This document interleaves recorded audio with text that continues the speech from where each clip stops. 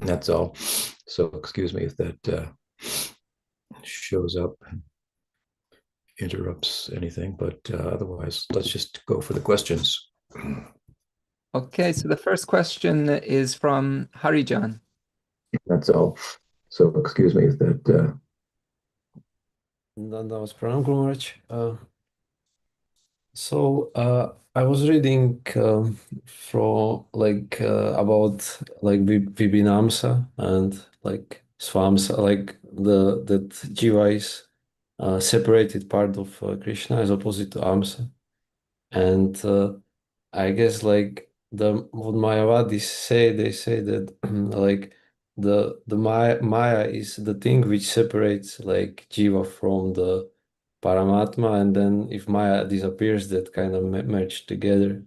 But my question is like, what is the factor which actually separates like jiva from the Krishna in liberated state, kind of?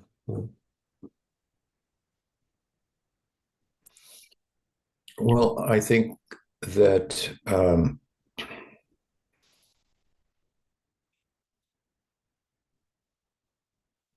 you're referring to the analogy of the Dwaitans that if some air or space or sky is inside of a pot, a clay pot, and you break the clay pot, then that individual space proves itself not to be so, but part of the universal space. But that's just their analogy. Um, it doesn't mean that there has to be something that's permanent that separates some kind of wall or something that separates the jiva from Bhagawan. He's separate, she's separate, the jiva, but at the same time, one with the jiva, one with Bhagawan. So this difference, if you will, and the unity, they're interpenetrating. Um, excuse me. And the difference is, materially speaking, is an illusion, and spiritually speaking, we kind of call it an illusion as well. Yoga Maya. There's the Mahamaya, and there's the Yoga Maya. Mm-hmm. Um, so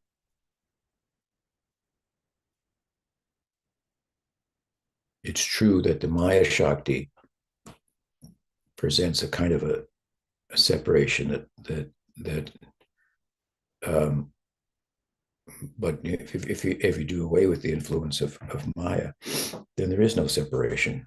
But the union is different than the nature of the union described by the Advaitins. It's a dynamic union, a union in love. Um, the spiritual body of the jiva that emerges. And there's a beautiful description of this in the commentary of Baladev Vijayabhushan on Gopal Tapani Upanishad. But in essence, he says, not only is the jiva non-different from his spiritual body that emerges from from within himself, but that body and the jiva, which the two are non-different from the Paramatma or the Godhead. So there is a union when you remove the clay pot, if you will, to use their analogy of Maya, but the nature of the union is dynamic, I would say, rather than static. Does that help? Yeah, and one more, like, if I can follow, like, Srila Prabhupada, he explains that we should not think that, like if some small rock is like separated from the mountain, he used that we should not think like that in that separation. So Yeah, there's not a physical separation. It's I don't know what it's not a substantial. It's insubstantial in the sense that the jiva is one with Bhagawan. So yeah, bina means separated.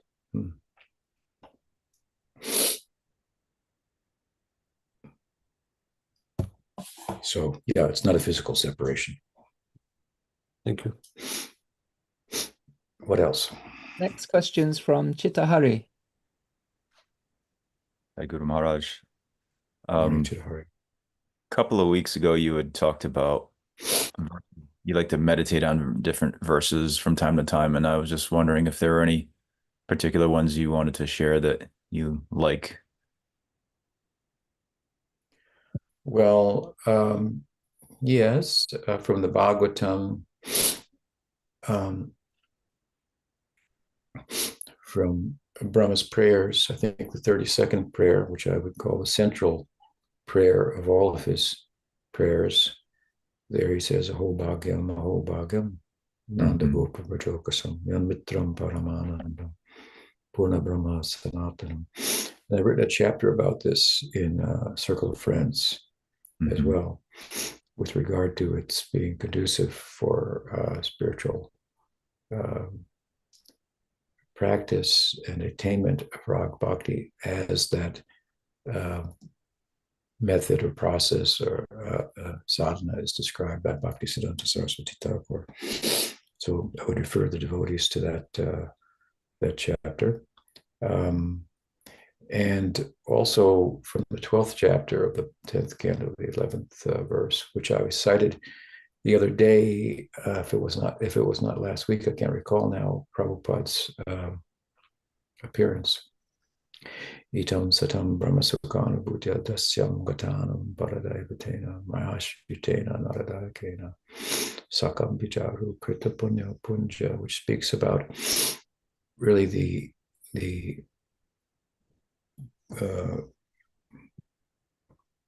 it's very nice because it speaks about the exalted position of the Gopas and by extension the Gopis in Braj, the people of Braj, the Brajbasis, in terms of the intimacy that they are afforded with the absolute, with Bhagawan, which is very high and very charming, and it contrasts it at the same time with what it takes to attain that. So I love the putting of those two things together.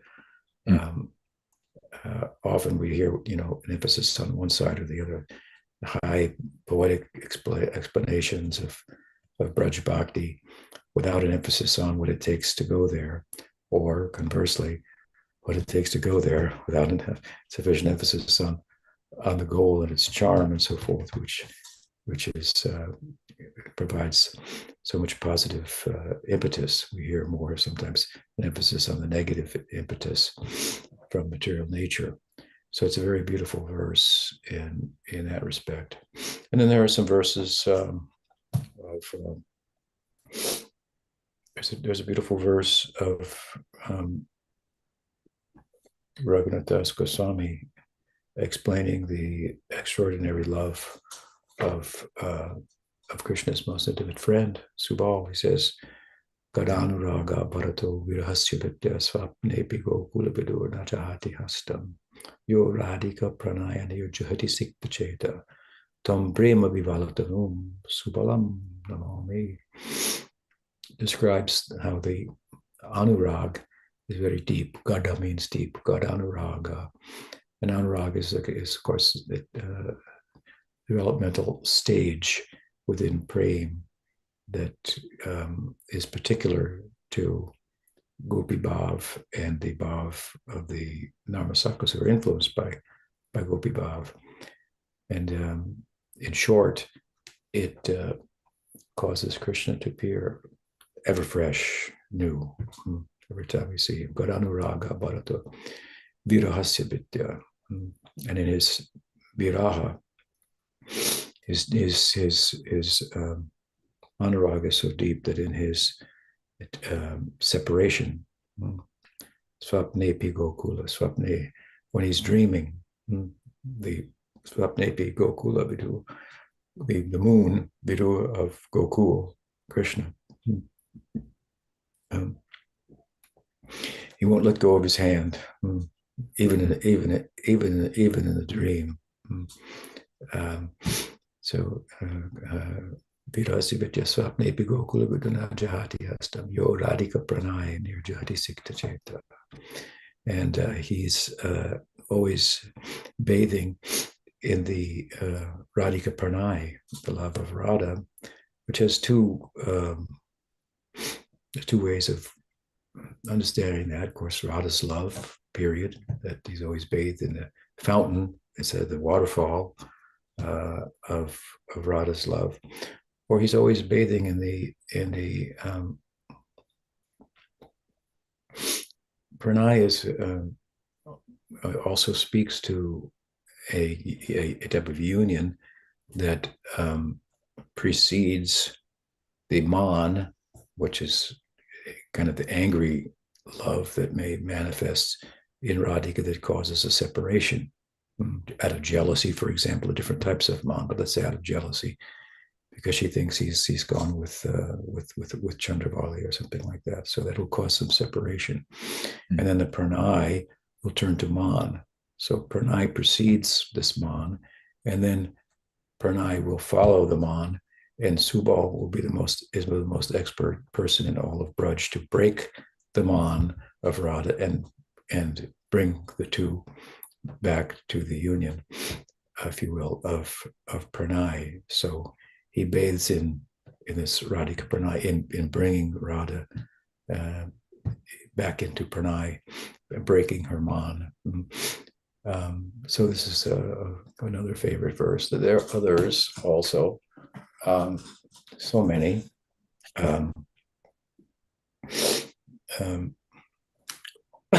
Excuse me. Also from Brahma's prayers. Tattenu kampam susamikshama bunjani vatmakritam vipakam hridvag bapube ridam namaste jivetayo muktipade sadaya bhak. It's a famous verse, and Pujapad Sri Radharani very poetically rendered it. The environment is friendly. The verse tells us that one who tolerates whatever is his or her lot, if you will, coming from material nature, the repercussions, the karmic repercussions of or the fruits of the seeds that one has sown in the past, one who tolerates them and faithfully serves Bhagawan is the rightful heir or heiress to the kind of liberation that situates one at his feet. So it's a very good verse for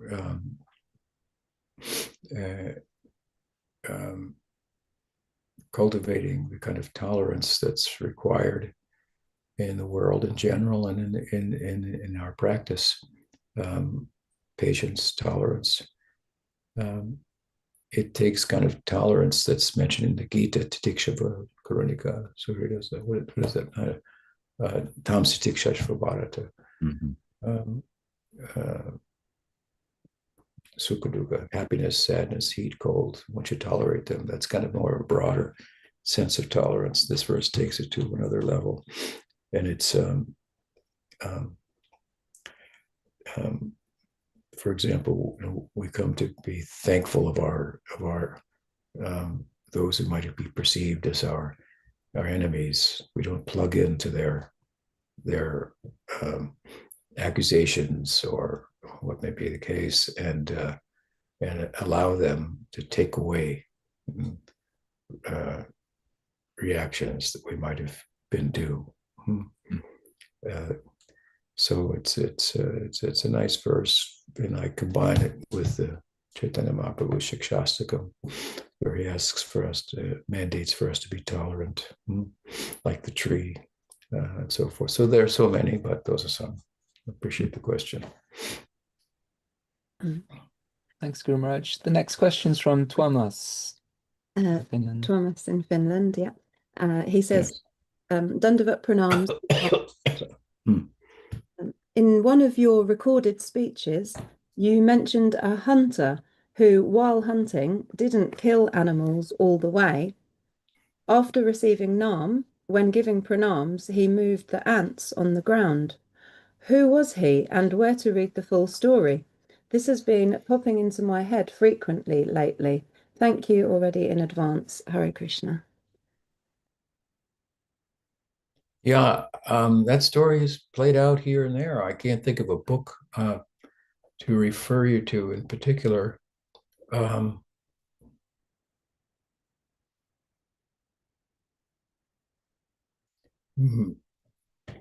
But I mean, I heard Prabhupada say it many times, and other persons as well, other sadhus as well.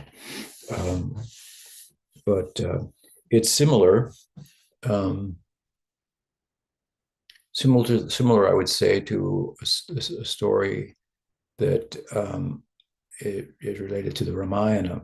Ramayana was spoken by Valmiki, and it said that Valmiki was a thief, and he ended up also being engaged in murder on behalf of the appetite of his family for material acquisition.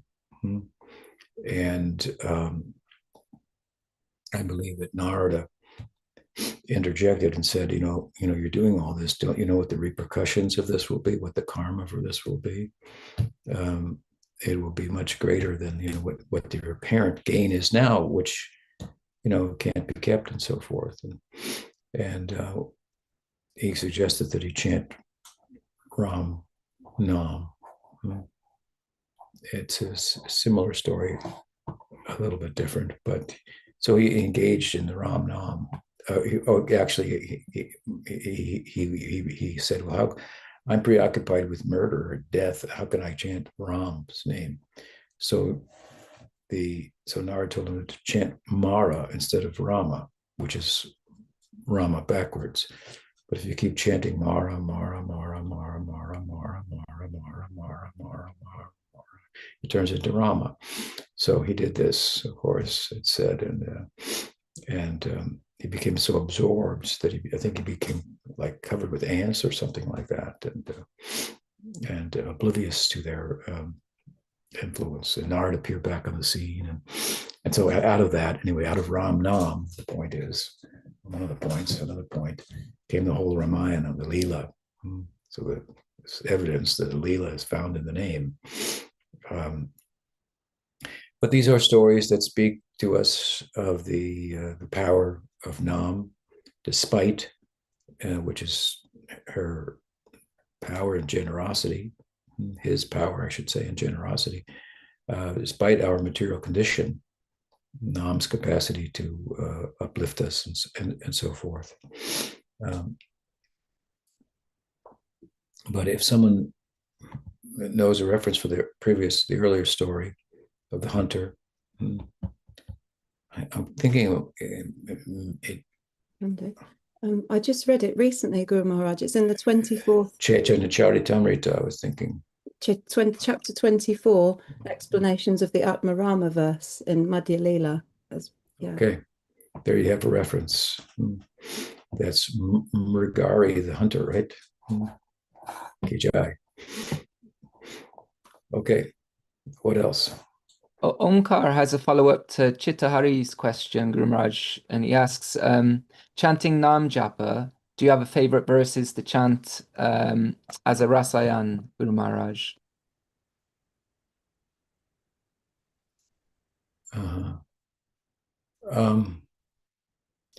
Well, I would recommend to most devotees that they chant. I like Nadanam Najanam Nasundarim Kapitam Va Jagadish Kamaye Mama Janmani Janmanishvare Bhavatat Bhakti Rahoy Taki Tai. But it would be most prudent for most devotees to chant Nam Nama Kari Bahuda Nija Sarva Shakti Statarpita Niyami Tasmane Napala Eta Drishi Tava Kripa Bhagavan Mama Durdaivam Itadi Yadrisham Nanuraga, which is relevant to their stage of having not sufficient taste in the name, despite its power, despite its magnanimity, its ease of application, chanting in anywhere, anytime, any place, and so forth. And nonetheless, our lack of taste, because there are anarthas in the way. So it's a good verse to meditate upon. Was the question any particular verse or a verse from Shikshastakam? Any particular verse, right? You have favorite verses to chant as a rasa? Yeah, and I would say the verses of Shikshastakam have always been verses that, because the Shikshastakam is all about chanting. That's what it's about, as it says in the first verse. And it proceeds to speak about the virtues, fruits, and so forth that will, in the method of engaging in Nam Kirtan. So I would recommend that. There is also, I should say, there is an astakam, namastakam of Rupa Goswami. As some of you may be aware, I wrote an astakam, Dham astakam, for the Navadvip. And I've been thinking of writing a book of different astakams. So recently I also wrote an Prabhupada astakam. So I'm thinking of writing a comment. I'm writing a comment. I wrote the comment verses, but I'm writing the commentary. I think I'll start it tomorrow. So then I decided, well, maybe I should write a commentary on the Namastakam. So I have a book called Sri Guru Nam Dhamastakam, something like that, with the astakams for about Guru, about Nam, and about Dham. But yeah, Shikshastakam, I think, is very helpful. What else? The next question is from Raja Hari. Raja Hari says, Pranam Maharaj. I have been asked to take care of a murti of Sri Radha in the form of a baby. She is similar to Laddu Gopal. Some Vaishnavas say, definitely this worship is not introduced in our lineage. Do you think there is room to practice this kind of worship within our parampara? Thank you. Well, I don't think there's any guidance how to engage in that worship. Whereas the sampradaya is filled with songs and verses and so on and so forth in support of a particular type of worship of Radha. So I personally wouldn't know how to go about that. And it's not something in the Vallabha Sampradaya. I mean, the other day we were asked about worshiping Radha as a daughter or something like that. And I think that question came up when I spoke about Vatsalya Rasa, in which, of course, Radharani would be seen as a daughter. I didn't comment on this at the time, but reflecting back on that, it's important to note that the object of love for all the Braj Rasas is Krishna. It's not Radha, it's Krishna. If you have Krishna as your object of love in Vatsalya Bhav, naturally you'll see Radha as a daughter, as I mentioned the other day, or other cowherd boys or girls, and so on and so forth. But it doesn't elevate Radha to a position of the Vishai Alambana, the object of love. She's the ashray. So we don't worship Radha separately. There's a group that there's a whole sampradaya, Radha Vallabha Sampradaya, that makes Krishna the husband of Radha, who's the supreme deity. And this is a group that arose out of the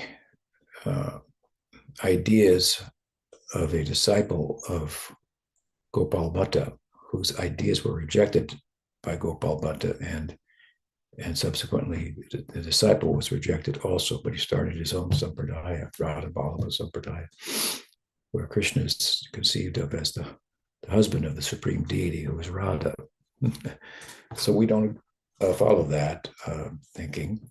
And there is a modern day group also that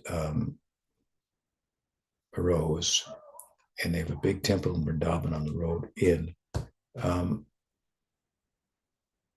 The leader has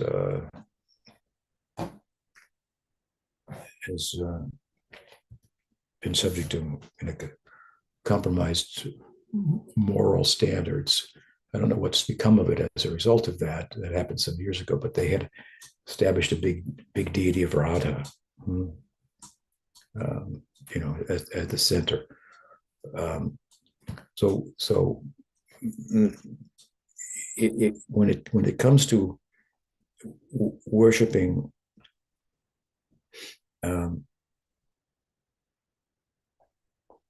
Krishna, as Rupa Goswami explains in Bhakti-Rasamrita Sindhu in the chapter on Sthayi Bhavs, that Krishna is the center of all these types of love. He does pose the question towards the end of that chapter, well then, if everybody in Braj, their love is fixated on Krishna, how do they feel towards one another? Then he says this is suhrit rati, love of the friend. So this love of the friend typically serves as a sanchari bhav that augments their sthayi bhav. Sthayi bhav means the self-defining dominant emotion. Sanchari bhav is that one that in the context of one's dominant emotion as a friend of Krishna, as a lover of Krishna, as a parent of Krishna, other bhavas rise and fall, then augment that. That's a sanchari bhav. So the love of the friend, the love between the Brajbasis for one another, serves as a sanchari bhav for their sthayi bhav, or dominant self-defining emotion and love for Krishna.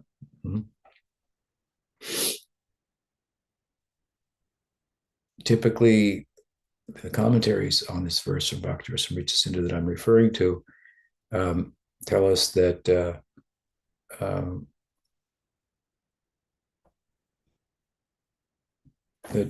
some may love Krishna and Radha equally, some may love Krishna a little bit more, and some, in extreme cases, may love Radha more. Now, that is a type of worship that is emphasized in Gaudiya Vaishnavism, but it refers to the handmaiden's love for Radha, which is a love for Krishna, but the romanticism for Krishna is subjugated or suppressed by the dasya for Radharani. And in that extraordinary form of love, the love of the friend, which would be Radha, rather than Krishna,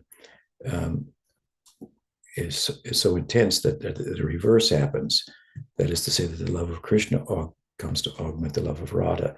So arguably in that situation, or in that status, the Radha's position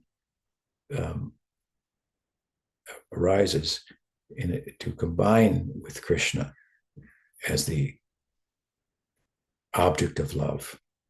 But that's peculiar, and I'm just kind of discoursing a little bit on the object of love as explained in Gaudiya Vaishnavism. And so baby Radharani, that's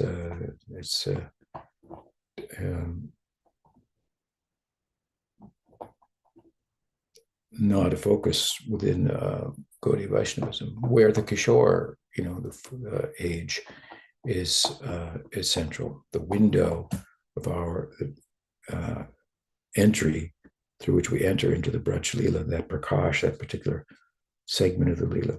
Oh, Krishna is a Kishore.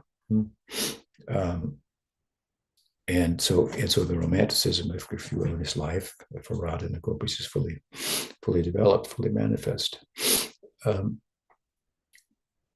But I've never seen a baby Radharani deity. That's pretty interesting.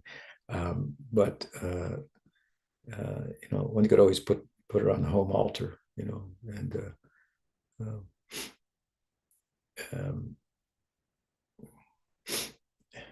give her a sacred place. But I wouldn't know how to go about what the idea behind the makers of such, the manifestors of such, was. They probably didn't have an idea. And that's probably part of the problem. So that's all I can say about that. Jai Radhe, Jai Radhe, Jai Radhe. Next question is from Ram Kali. Ram Kali in Bulgaria. She says, my obeisances, Guru Maharaj. From Shastra, we hear that the living entity is not the doer, and that all actions are carried out by the three gunas of material nature. My question, therefore, is this. When one engages in the chanting of the holy name, which is nirgun, who is it that actually performs this act? Is it consciousness proper, or the influence of Bhakti Shakti, or some other agency? Your servant, Ramakali Dasi. It's a good question. Yes, the Gita says that foolish people think that they are the doers of activities which are actually performed by material nature. It doesn't mean that the jiva is not an agent, doesn't have agency or doership. It does. But in material nature, it's suppressed, as are so many other qualities and attributes of the jiva, under the influence of Maya. So under the influence of Maya Shakti, the jiva still is a doer, but only indirectly, in that the jiva's presence, proximity to material nature, activates material nature. It's Krishna, that Krishna impregnates material nature with the jiva, and then this pradhan, kind of unmanifest modes of nature start to manifest, take shape, and so on and so forth. I've likened this to, like, you turn on the computer, turn on the television or something like that, and then it goes and goes and goes, but it requires you to turn it on. So all of that going on, the psychophysiological self, is all separate from you. It's accruing karma.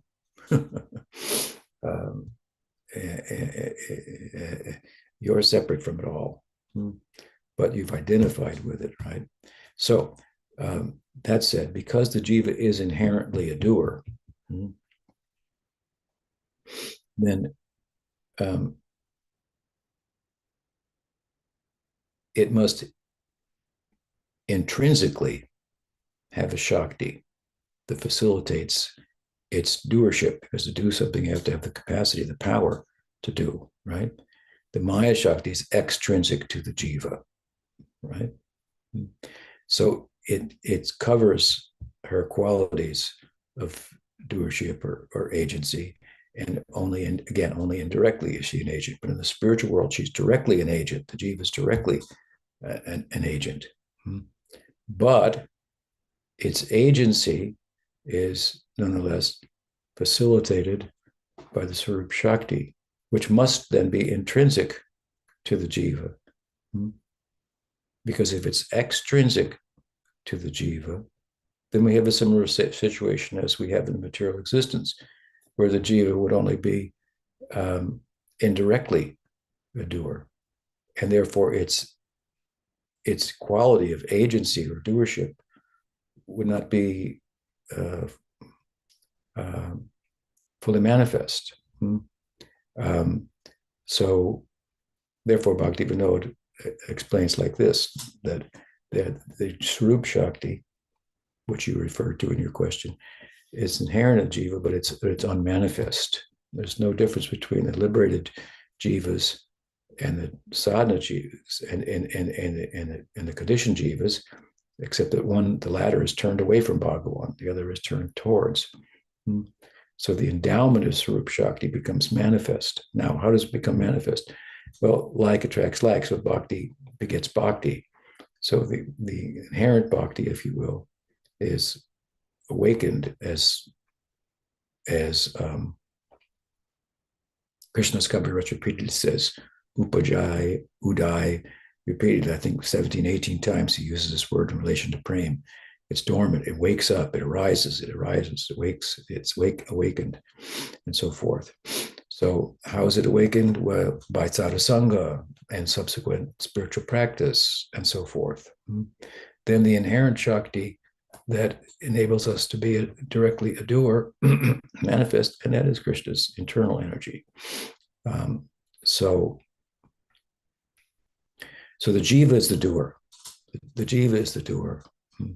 But the jiva is not entirely distinct from Krishna's Swarup Shakti. There are two types of persons, entities in the spiritual world. Let's go to Goloka Vrindavan, for example. We have Radharani. Radharani is described as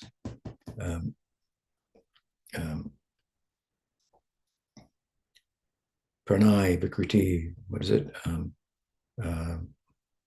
A transformation of Krishna's Ladini Shakti. Radha Krishna Pranay Vikriti Ladini Shakti Rasmad. So Radharani is an example of an entity that is a transformation of Krishna's internal Shakti. So she has Tad Sarupya. She's Tad Sarupya, one with the Swarup of Krishna. But then there are others that are Nityasiddhas, that are transformations of the Tatastha Shakti. They're not Tad Sarupya, but they're Tad Rupya. They are jivas that are not transformations of the internal Shakti. They're transformations of the Swarup Shakti, of the Tatastha Shakti, but they're endowed with Swarup Shakti, and as a result, they're referred to as Tad Rupya. And now, sadhana siddhas, like yourself, Ramkeli will be, they have the same status, Tadrupya. That means that they're endowed with Swarup Shakti, and they have a kind of oneness with Bhagavan, which I was referring to earlier. So when we chant the holy name, okay, now you're doing bhakti, right? Now this is not the function of the modes of material nature. So you're the doer, and that doing is empowered by Krishna's internal energy. Bhakti is constituted of the internal energy, right? So as soon as we're in touch with bhakti, then to that extent, this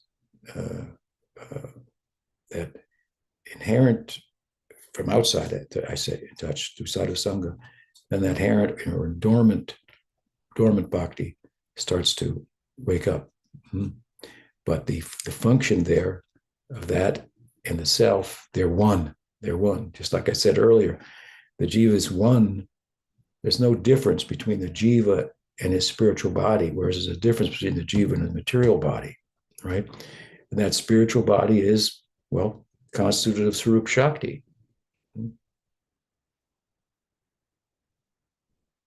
So the answer to your question is the jiva is, but is where you're asking, or is it the Swarup Shakti? It's both.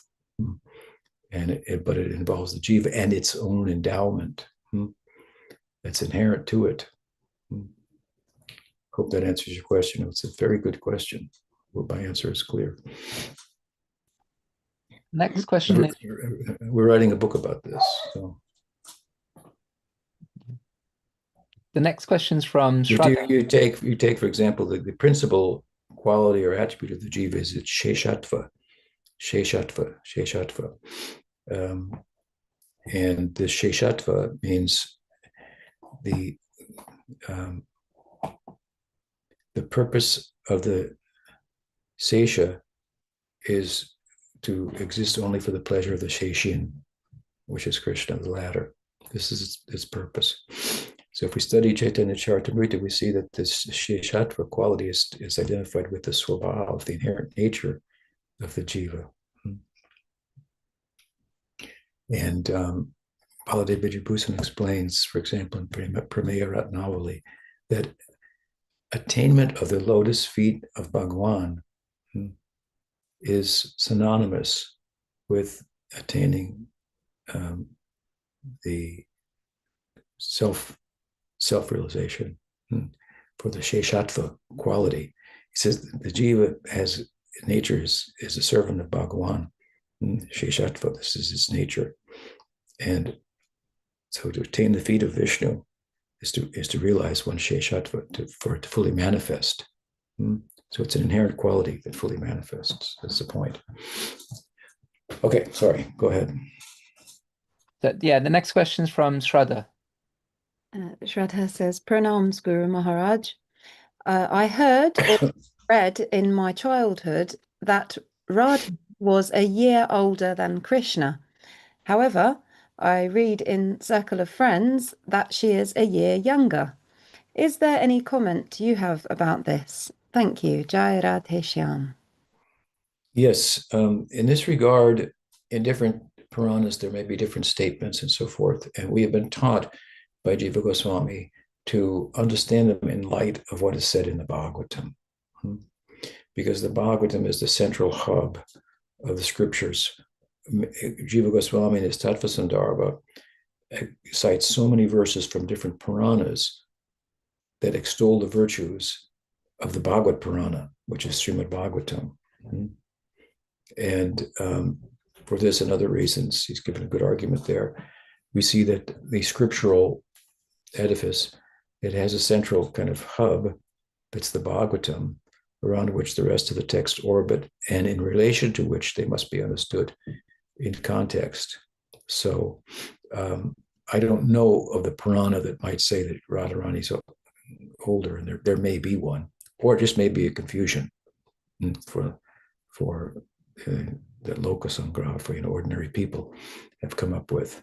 But anyway, our definitive understanding of such topics comes from the Bhagavatam, and there we find that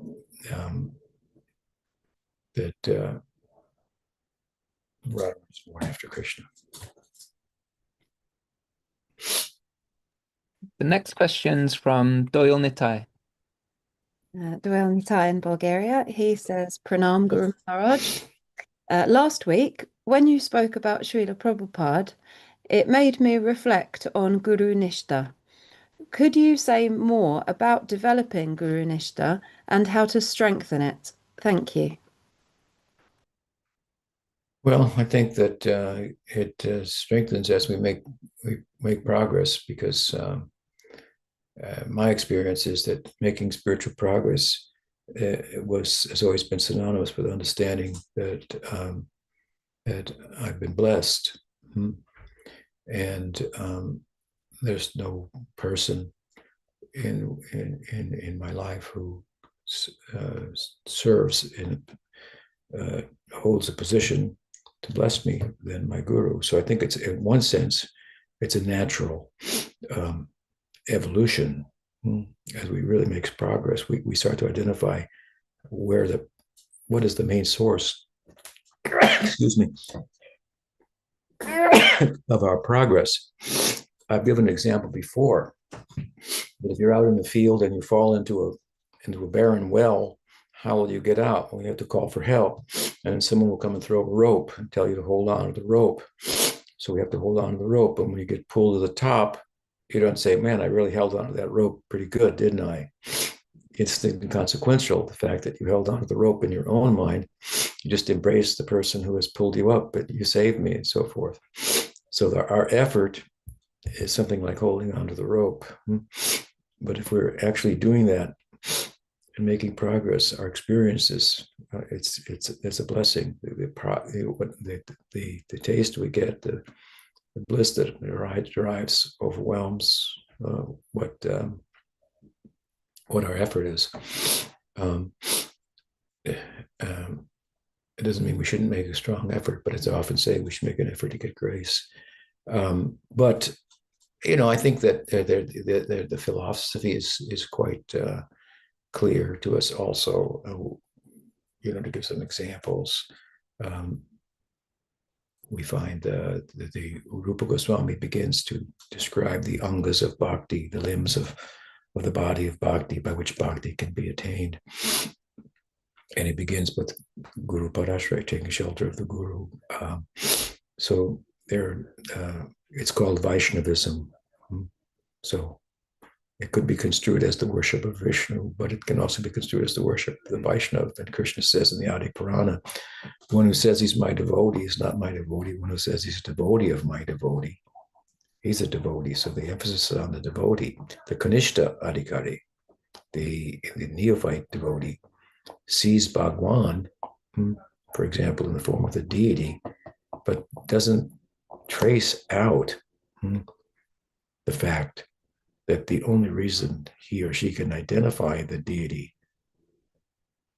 as God is because they've heard about that from the sadhus, the Guru, the Vaishnavas who are teaching this everywhere. Why do you bow down before the deity? Because somebody told you that's God. Eventually you agree, but then if you forget somebody told me that's why I'm doing it, you kind of lost the plot a little bit. So how this is all coming about. Krishna has compassion, but in this world, the agents of his compassion are his devotees. And among them, of course, the Guru stands out to us, and therefore we select that Vaishnava as our Guru. So I always remember standing next to Prabhupada during one of his lectures in Los Angeles, and he said, and so, the Guru is the incarnation of Krishna's mercy. It's just like, whoa. I had to digest that. Not that I didn't believe it, but what was the implication of that, and so forth. Thought about that for a few days in a trance. So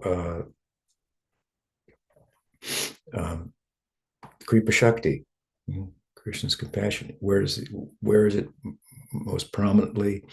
Does it most prominently reside, and from where is it dispensed? Well, the agency is his devotees and Guru. To chant the holy name. Well, if we get the blessing of the Guru, then we don't. The name won't reveal himself. So there's many philosophical points that bring us to the seek to center us on where our focus should be, that we might derive the best results, and that is not on Krishna but on the Guru. Even though the Guru keeps telling us focus on Krishna, focus on Krishna, focus on Krishna, he doesn't say focus on me, focus on me, focus on me, focus on Krishna. Krishna's telling us to focus on the person who's instructing in this way. So those are many statements from the scripture. I tie myself to the devotee of Prabhupada. That's it. There you go. Now that means something to me.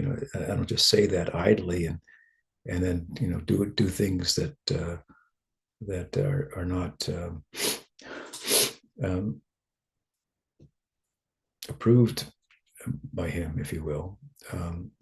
But that's that my Guru Parampara. This is a lifeline, so to speak. This is that rope, and we're in the bottom of the well. So those are some thoughts on Guru-Nistha. Next question. Go ahead. Go ahead. The next question is from Uddhava. Hare Krishna, Guru Maharaj, can you hear me? Yes. Hello. When you were speaking, one of the topics of your new book about Svayuja Mukti and the understanding that, the idea, the previous Vaishnava had about that, he came to my mind when even Circle of Friends and some Krishna book says that Krishna liberated the demons and gave them, either Sayuja Mukti or other kind of liberation. If we take it to your new understanding of Sayuja Mukti, it means that they got personal liberation. They got what? They got some good liberation, the good kind of Sayuja Mukti. Some did. It said that some, you take Agasura, it said that he attained Sayuja Mukti and then Sarupya Mukti. So is that the case for all of them? Well, it's possible. But if someone wants Sayuja Mukti, Krishna will give Sayuja Mukti.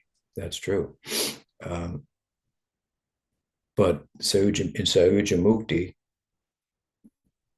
one's relational quality of Sheshatva, neither its agency, its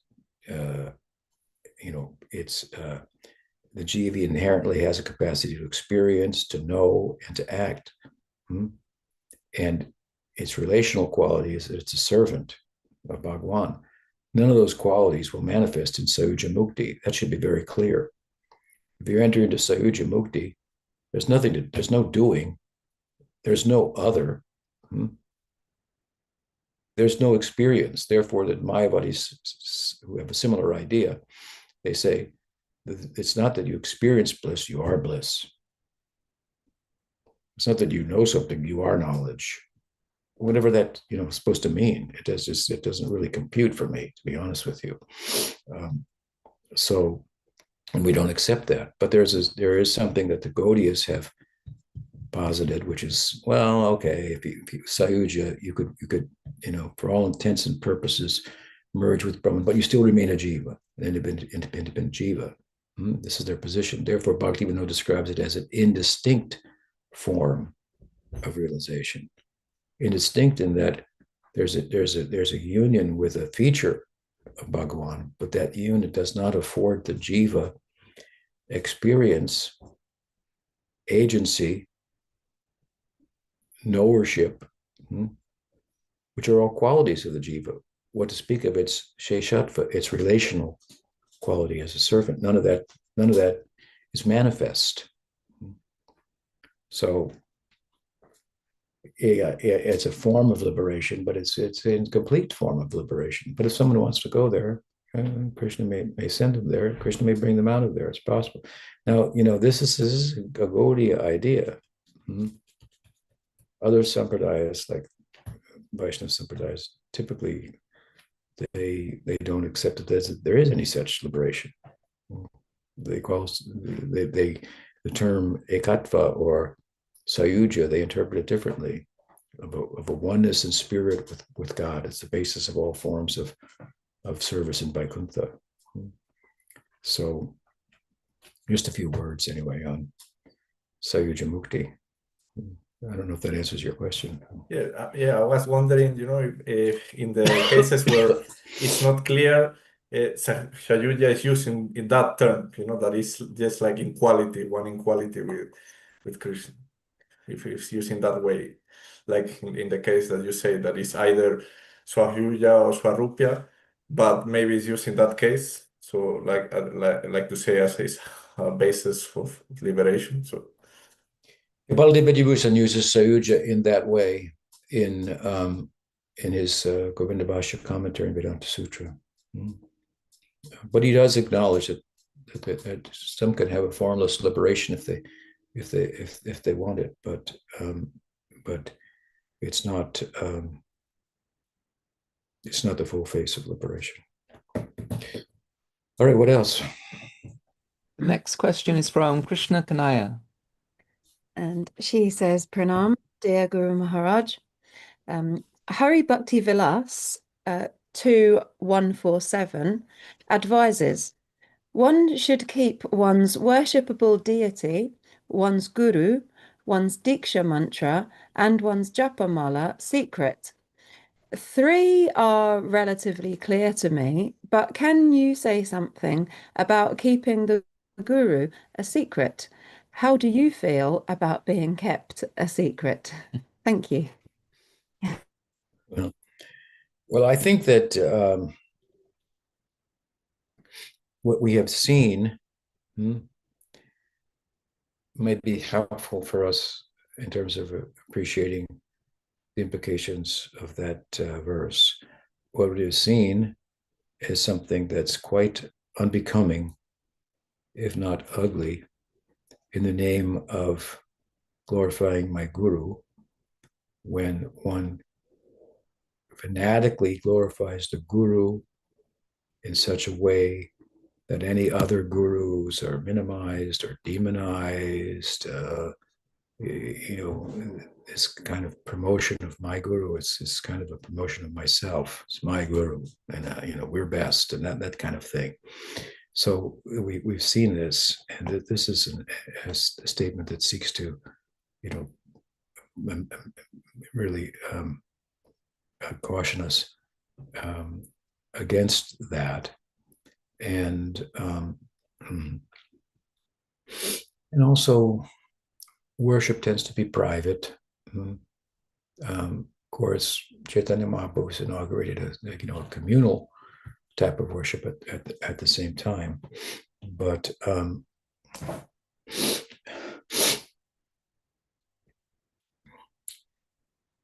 I don't think the statement can be taken as an absolute. We never say who is our guru. Obviously, if somebody asks us, we say, but it's more militating against or advising against this artificial promotion of the guru. It's one's inner private spiritual life and choice, and it's not just thrown around everywhere. Something to that effect. But typically, if you meet someone in the Vedic culture, especially a senior, then they'll ask, who's your parents or who is your guru, to identify you. Okay, this is coming from that side, and that's not just I know him or whatever. And so obviously that would be an opportunity to speak it even in those times. Now, of course, we live in very different times, and the whole concept of the guru, if you will, coming to the Western world, other countries over the last 50 years or so for the first time, are new circumstances where the promotion of the guru, the figure of the guru is highlighted, and I think that's been useful, to an extent. So I'm kind of relativizing the statement a little bit, if you will, and Hari Bhakti Vilas very much lends itself to that, as we can see over the centuries how the different mandates of Hari Bhakti Vilas are taken by the Guru Paramparas. They're edited. They're how to follow the Codicy. Well, the way it's outlined in the Hari Bhakti Vilas is often quite different from how different paribars actually follow it. In essence, they may follow it, but without certain details and so forth. So the book has some kind of veneer of relativity to it overall, and we should understand it in terms of how its mandates have been applied through our Guru Parampara. So the fact that I'm relativizing the statement a little bit, I give you some background for that. But otherwise, how do I feel about being private? It feels good, actually.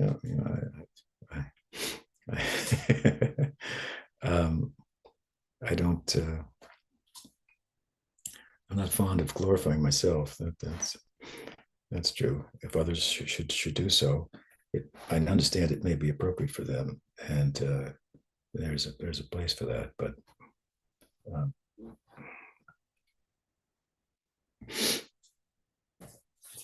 it's a little embarrassing to me. So, well, there's some thoughts. I appreciate the question. So with that, we've come to a close of today's session. It's nice to be with you, and I hope to be with you again next week. Gaur Premanande. Haribol. Haribol. Guru Maharaj ki Jai. jai. Hope you feel better, Guru Maharaj. Thank you. Thank you. And yeah, we only have one more question today, so you'll be first next week, Johnny. And then, as usual, let us know, and we'll add you to the list if you let us know through the week or beginning of the call next week. So yeah, have a nice week. Hare Krishna. Thank you, Hare Krishna.